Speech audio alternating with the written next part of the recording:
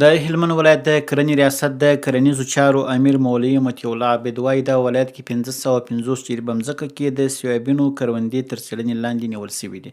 دوی وایي دې نبات هلمند د خاورې، اوبو او هوا سره ښه توافق ښودلی او پایله یې مثبته ختلې ده. دوی وایي د خرما، نخودو، هنجې، سپینې او تورې زیرې تخمونه او د یو شمېر میوه لرونکو نوو نیالګیو کرنه تازه د ولایت کې مروج شوې چې د هلمند د خاورې، اوبو او هوا سره یې ښه نتیجه ورکړې ده.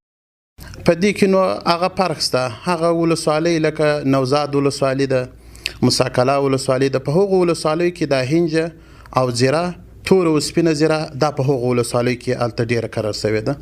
او دغه نور نباتات چې کوم دي لکه هغه دغه نیالګۍ دي، هغه د میوه لرونکي نیالګۍ دي، د دې دپاره نو هغه دلته په مرکز کې هم شته، په نادعلي کې شته، په باباجي کې شته، په سنګین کې شته او په کجکي کې شته، په دغو ولسوالیو کې، په نهر سراج کې شته، په دې ولسوالیو کې هغه ډېر دي.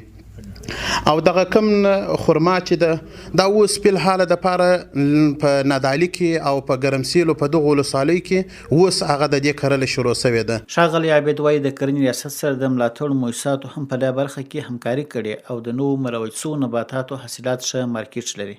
د هلمند آب و هوا او د هلمند خاوره د دې شانو سره د دغه کم نباتات چې ما درته ذکر کړه، یا خرما ده، یا د نخود دي، یا سایبین دي، او یا انجه ده، یا زیره ده، دا ټول شان هغه په هلمند کې ډېر ښه نتیجه ورکوي. بس په دې کې د کرنې ریاست ډېر هلې ځلې کړي دي چې هغه د وزارت څخه زموږ د وزارت څخه په دې کې هلې ځلې کړي دي.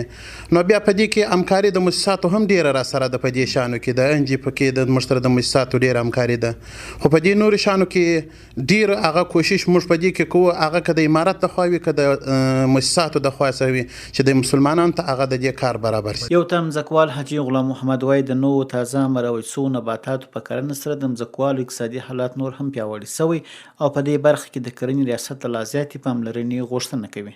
اوس مې بینډۍ دي، وکاله کې دي، دغه شان کرو، جواري دي، غنم دي، دغه شان مروج کړو. د مارجې ولسوالۍ اوسېدونکی حاجي سید محمد وایي بزګر چمتو دي چې نوي رواج شوي نباتات وکري تر څو د عنعنوي کرکیلې پر ځای عصري کرکیله ورته مفیده تمام شي.